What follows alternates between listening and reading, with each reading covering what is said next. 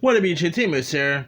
Since I'm doing my reviews for Robert Rodriguez films in honor of We Can Be Heroes, here's my review for probably one of my favorite films of his, and that is the 1996 film From Dusk Till Dawn. Now, of course, this was his technically his third major feature. Like, I guess if you want to count the segment that anthology film Four Rooms. I'm not really counting Four Rooms because he only directed a segment in that film. He didn't direct the whole film, so that's kind of why you're not gonna see my review for Four Rooms here. But this was like his first his pretty much third major feature, and From Dusk Till Dawn is hands down awesome. I love From Dusk Till Dawn. I mean, this is a really solid vampire based film. It's where like these these robbers portrayed by Quentin Tarantino and George Clooney. Of course, they are brothers. George Clooney portrays the character Seth Gecko, and his brother Richard Gecko is played by Tarantino, who ends up hightail to the Mexico border, and they end up kidnapping this preacher named Jacob Fuller, portrayed by Harvey Keitel, and they also kidnap his kids as well. One of the kids is, of course, portrayed by a very young Juliette Lewis.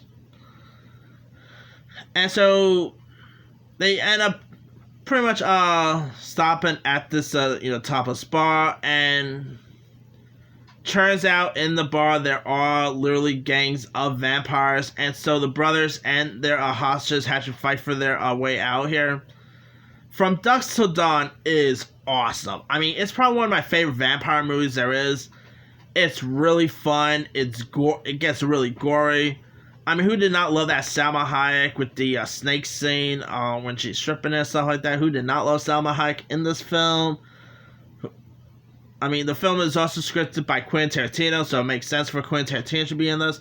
I used to always thought that it was Quentin Tarantino directing this film, but he only scripted it and appeared in it. It also featured a really decent song called Dark Knight. You also had some other interesting cast lists in this too. You had Danny Trejo. You had Tom Savini. Micah Parks was in this. The aforementioned Harvey Keitel. Fred Williamson, who is always great. The late great Kelly Preston appeared in this. Cheech Marin was in this film. The late great John Saxon. John Hawkes. I mean, this is definitely it's super fun to watch. Great action. You can also really buy George Clooney and Quentin Tarantino as brothers and villains. I mean, the vampires was all, pretty cool.